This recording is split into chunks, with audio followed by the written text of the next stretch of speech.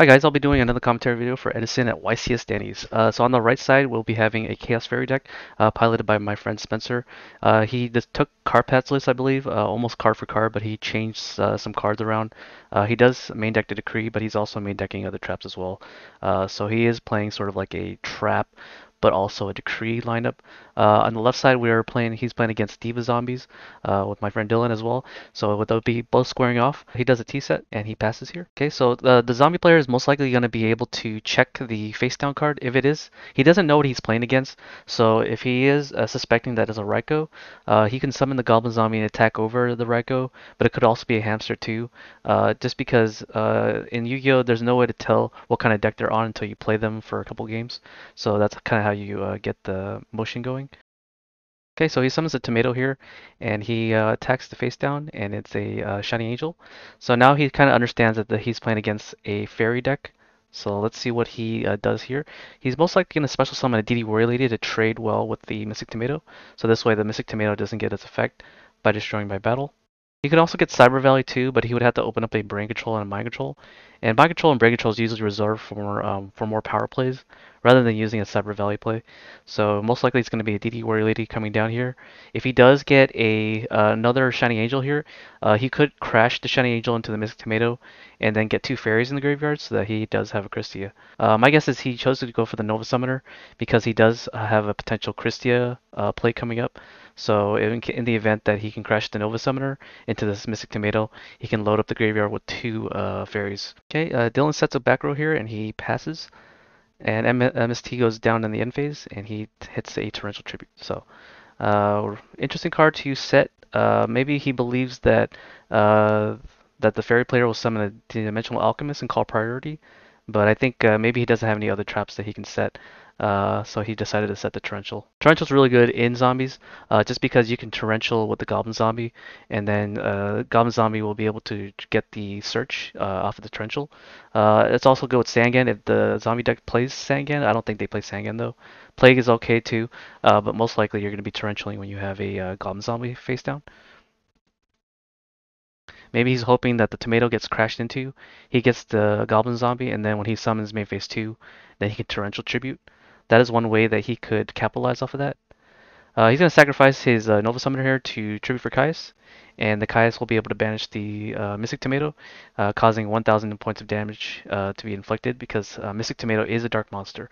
Okay, so if he attacks directly, he does have to respect the Gores. He does not respect the Gores. So now he takes the 2400. It makes sense that he might have a Gores because he did set Torrential set. So in the event that so he wasn't expecting the Gores to come down because he didn't have it in his hand. Was my point. Spencer sets a back row and he passes. He drew into another Mystic Tomato here. So let's see what he does here. Funny thing is he can probably play like a Mark of the Rose in this deck, just so that he could banish his Mystic Tomato and steal a monster. Spencer here summons the card trooper here, and then he mills a 3 here. Torrential Tribute is gone, so there's no need to call priority. He mills a Chaos Sorcerer, a creature swap, so he looks like he's on the creature swap line. So not quite Carpath's list. He looks like he's on the creature swap play line with the recruiters. He attacks to the Pyramid Turtle here, and then he special summons.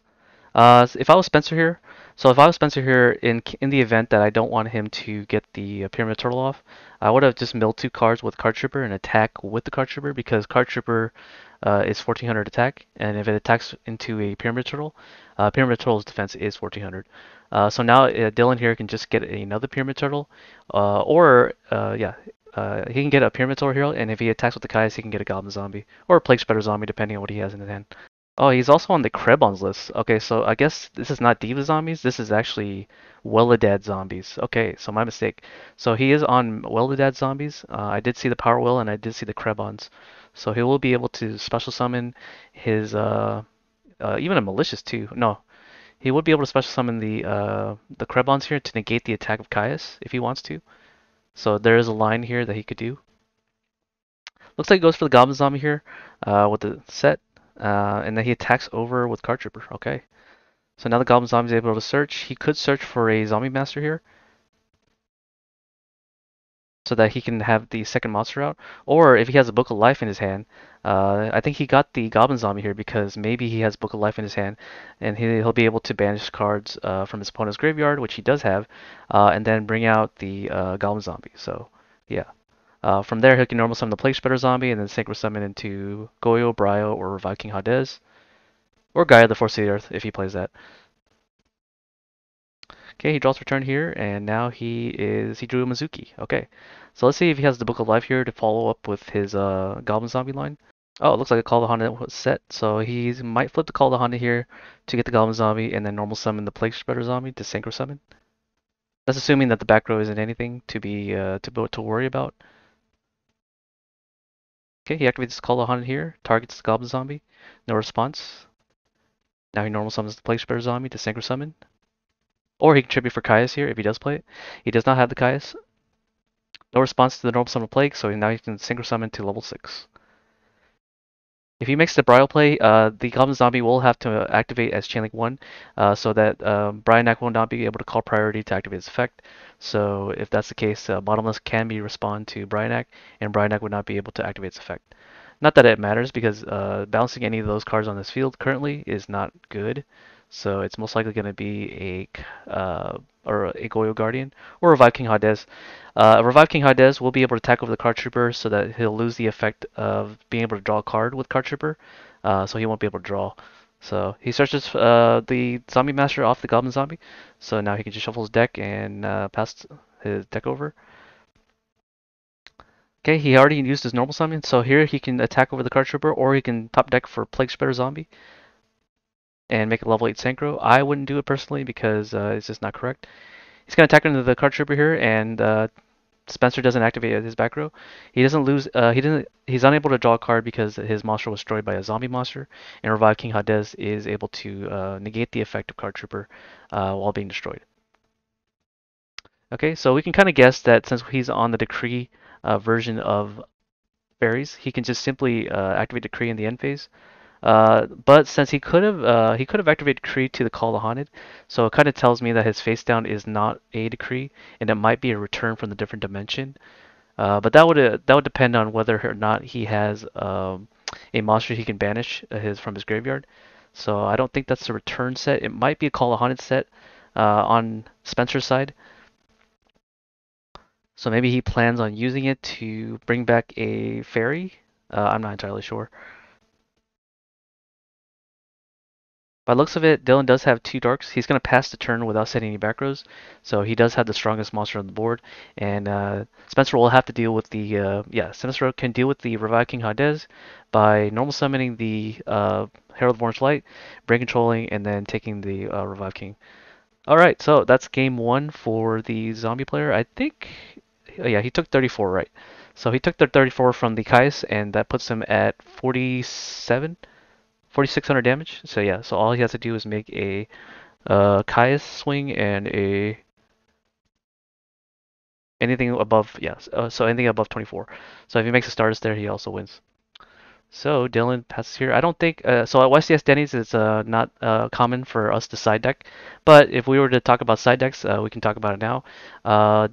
The Diva Welladad deck or the Zombie Welladad deck can side into deck Devastation Virus, as the deck can play a lot of different monsters that are dark, such as Caius, and even Revive King Hades, being a dark monster that can revive itself using the Mizuki. He can also steal his Caius as well using Goyo Guardian, and then flipping the deck Devastation Virus to clear his entire hand. It hits the Battle Fader, it hits all the recruiters such as Shining Angel and Nova Summoners, Honest, Herald of Orange Light, you name it. So I think Spencer, knowing that, he would probably keep the Decree in his deck, so he can just flip it against the deck Devastation Virus. Spencer, on the other hand, would have to side deck cards like DD Crow, as it is a dark monster that they could put in the graveyard to special summon Chaos Sorcerer effectively. He is on Endrise, I believe, but I haven't seen him play Endrise since when I played him, so I don't think he's on Endrise, but maybe he is. Endrise does require that he does banish Fiend monsters from his graveyard in order to special summon the Endrise. So the only Fiend monster in his deck that can go into the graveyard is Kai's the Shadow Monarch. Battle Fader would have to be discarded by a card tripper in order to special summon the Endrise. The name of the game for the Chaos Fairy deck is to play Archlord Christia to lock out the zombie player from being able to deal with the special summon. So if you have a Christia in defense mode, it's hard to get rid of the Christia unless you have Wing Blast or Brain Control to tribute for Caius. Dylan starts his turn, he draws for turn, and now he's able to capitalize on his plays. Summons the Krebon here, and he sets a back row. So as Spencer summons a recruiter here, he can just summon he can just negate the attack with Kribons. Dylan activates a Trap Dust Shoot and looks at the hand, and Trap Dust Shoot is really good against Chaos Fairy because they do have a lot of monsters in their deck. So here I would probably pick the recruiter here, as a recruiter here is the main problem, but he could special summon the Tragodia as well and be able to tribute the Tragodia for Caius. So yeah. But the Nova Summoner does enable the Herald of Orange Light, so that's what I would pick in this situation. He could choose the Caius here, in the event that it is the only thing that can deal with the Krebons. So, but yeah, so the best pick here is either the Caius or the Nova Summoner. On the following turn, Dylan here can just summon a Plague Spreader or he can summon a Goblin Zombie to synchro with the Krebons. But I don't see that being. Oh, that's not good because you need Plague Spreader Zombie to make the Revive King Hades. So he could make, yeah. So it looks like he chooses Tragodia here. I don't know about that play. Maybe he has a play that can deal with Tragodia. So the play here is he's most likely going to summon the DD Warrior Lady here and attack into the Krebons and then set the Torrential. Because the orange light would be able to negate the Krebons if he chooses to negate with that. So we'll see what Spencer does here. Spencer could set the Torrential, but that would pretty much mean that he... Okay, so he summons a Nova Summon here, okay. So Nova Summon here attacks over the Krebon. The Krebon activates the effect to negate the attack. Spencer sets the Torrential to his back row, and then he passes here. Now he has a Mind Control. Okay, I see why he didn't choose a Tragodia, because he can just simply Mind Control the Nova Summoner. So that's most likely what he's going to do. He MSTs the back row, kills the Torrential here, because he is going to be able to Synchro Summon. Looks like he has a Pyramid Turtle in hand. I would definitely use the Mind Control here, so at least he has no monsters to play. Yep, does what he does, and then he Synchro Summons into... he most likely can Synchro Summon into the best monster, which is Goyo Guardian. Goyo Guardian can do 2800 damage, and knowing that he doesn't have Gores or Trag, he can deal 2800 damage to his face. Alright, Spencer takes 2800 damage, he's now at 5200. Okay, it looks like he sets his Pyramid Turtle and he passes here, and then now it's Spencer's turn. Spencer draws for turn. He draws into a card trooper, I believe, by the looks of it. Okay, it looks like he summons the DD Warrior Lady here to try to attack into the Pyramid Turtle. And he can just banish the DD Warrior Lady to trade with the Pyramid Turtle. Which what I would definitely do. Looks like he draws, or he contemplates it, and he passes. Okay, so now he has to deal with another Goyo swing. If Dylan can put in another 2400 damage, he can definitely win this game. If he does have the Power Will. The Power Will would be able to clear him if he can make a 2400 attack monster with the Goblin Zombie. So Gaia the Force of the Earth is an option. He can also make a Brio, search for the Mizuki, bounce his back row if he does have one, and then bring out the Goblin Zombie to do the rest of the damage. But that he doesn't know what he drew, so it could be a Battle Fader or a Gore, so he does have to kind of respect it. Attacks with the Goblin Zombie here for 11. He mills his Battle Fader, okay. So the Battle Fader will be able to enable his Chaos Sorcerer line because it is a Dark Monster, and Goblin Zombie was able to enable that. Dylan sets a back row, I believe. Yeah, he sets a back row here and he passes. I don't think he had access to a tuner, otherwise he would be able to Synchro Summon with the Goblin Zombie. Okay, Spencer is now at 700 life points. He drew into an Archlord Christia, so it looks like his Herald will be live, but he doesn't have another monster he can summon other than Card Trooper. Yeah, so his Torrential was set. So now we're going to go to game 3. Let's see what he does here. Chaos Fairy does have those hands where it gets bricky, especially if Mind Control steals a Recruiter and takes out the only Recruiter out of his hand. The Dust Shoot was able to get Knowledge as well, so he wasn't able to bluff any Gores. He did have the Tragodia to special summon itself in order to block the damage, as it is also a Fiend monster to enable the Endrise play. So that is the reason why he does play Tragodia. But yeah, we'll start off the game 3 now. Alright, so game 3 starts here. Spencer sets a monster to his monster zone, and he passes here, most likely a recruiter. If Dylan can draw a mind control here, he can synchro summon with his Kribons. Summons the Shadows here, so it looks like he's on the Shadows engine, as he is playing the Well-A-Dead zombie engine. Being able to have the access to the Zombie Master allows him to discard the Malicious here to special summon a zombie monster. But then he doesn't have any zombie monsters in the graveyard, so that will be pretty difficult to do. Unless he's on the D-draw to be able to send the malicious off. But most likely he does have a Wing Blast in his hand in order to discard off the malicious off to put the Nova Summer back on top of the deck. Alright, Dylan sets his back row and he passes. Spencer draws for turn. Here he can probably make a crash with the Nova Summoner in order to make sure that he can bring out the special summon the Christia. Putting the monster to defense mode kind of signifies that he is trying to play around the Mirror Force, but also he kind of wants to, but it also signifies he doesn't have the Christie as well. So summons a Dimensional Alchemist, gets the Battle Fader, so he gets a free trade. So it's almost as if he resolved his own Stratos and giving up his normal summon. So yeah, now he draws for turn here, and now he gets the Battle Fader. With a clear board, Dylan does have to figure out a way to deal with the Nova Summoner. Looks like he has a torrential set, so he'll have to make a way to. He'll probably set a Pyramid Turtle here in order to stall out the turns. Pyramid Turtle does have 1400 defense, so the 1400 defense will be able to deal with the Nova Summoner from attacking over him. If he sets a Goblin Zombie here, he can combine the Torrential with the Goblin Zombie, and then he'll be able to trick him into normal summoning a second monster and then getting a good trade. I don't believe that Dylan is on the hero package where he plays Miracle Fusion. That would involve him playing a water monster like Deep Sea Diva. But the Well-A-Dead engine already provides a level 2 tuner, so there's actually no need to play the Deep Sea Diva there. It looks like he has a Kais in his hand, so he could find a way to tribute summon. Looks like he does nothing, so he just pass his turn without summoning a monster. This kind of tells me he doesn't have Goblin Zombie in his hand. Spencer draws for turn here, and now he's contemplating his turn. He could switch the Nova Summoner attack position to attack, and that's what he'll do to deal some damage. And if Dylan here has a Tragodia, he could special summon it. I'm not sure if he is playing Tragodia, as it is kind of useful in the zombie list. And he can discard a level 4 monster to steal the Nova Summoner. Looks like Dylan draws a Goblin Zombie, so he could safely set that card. And if he summons another monster into the Torrential, he can be able to deal with it. Spencer does have potentially a Royal Decree set, so he could deal with the Torrential Tribute.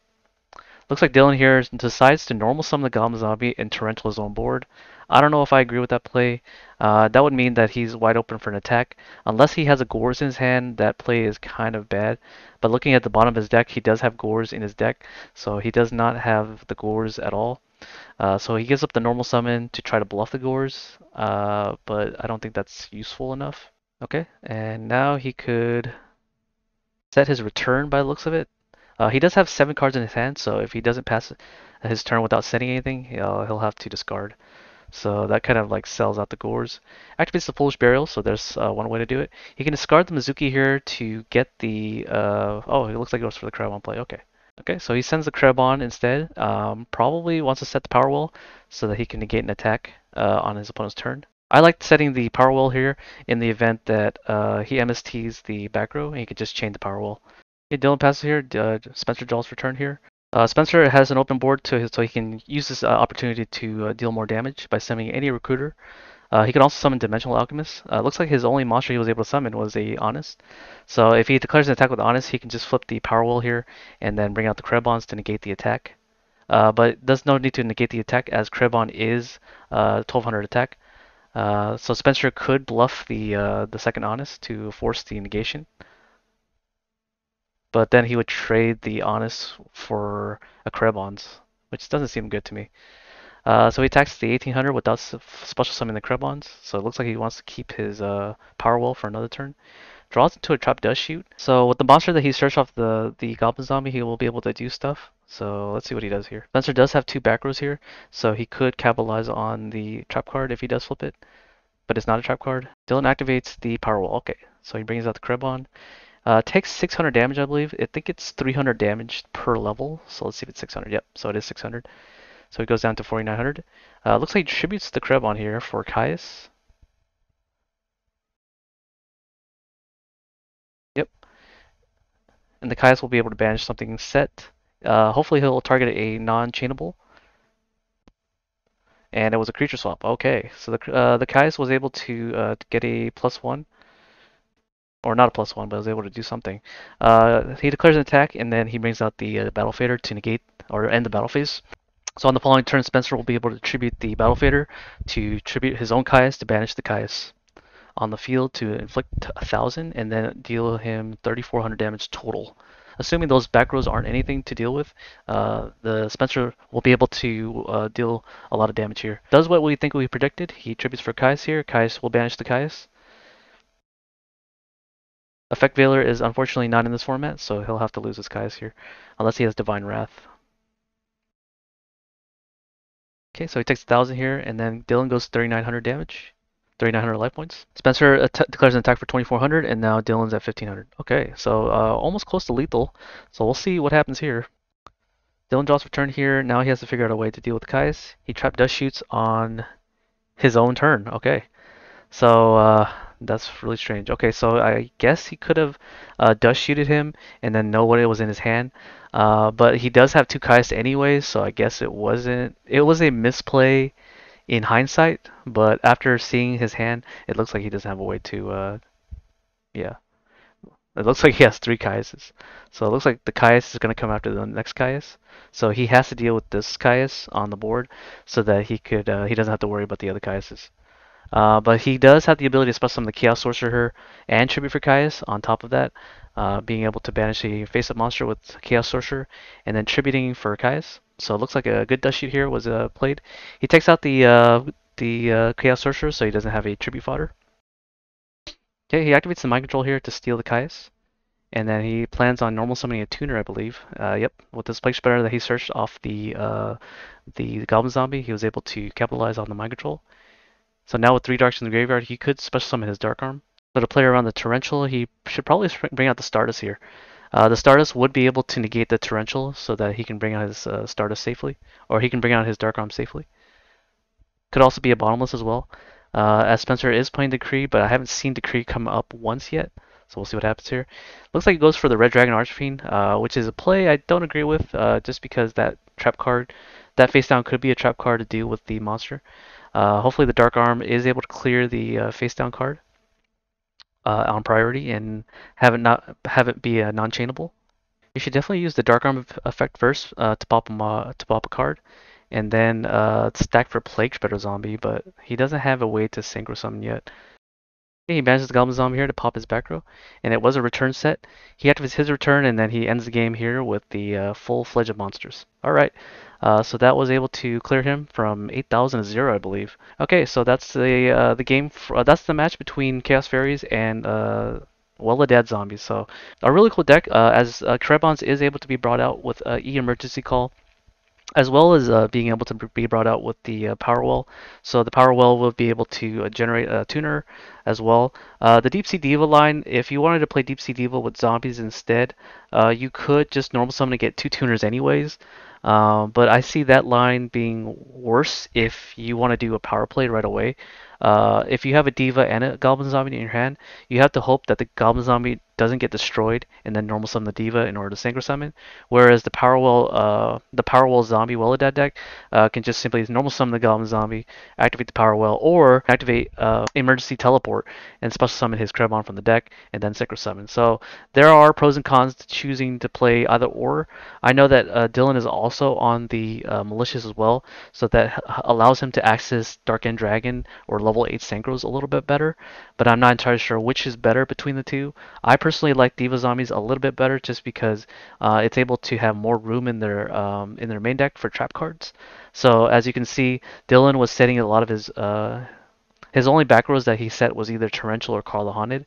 And so he didn't really have any real back rows to deal with Spencer's plays. But yeah, that's the video for you on YCS Denny's. I'll have another one for the other videos, so stay tuned for those ones.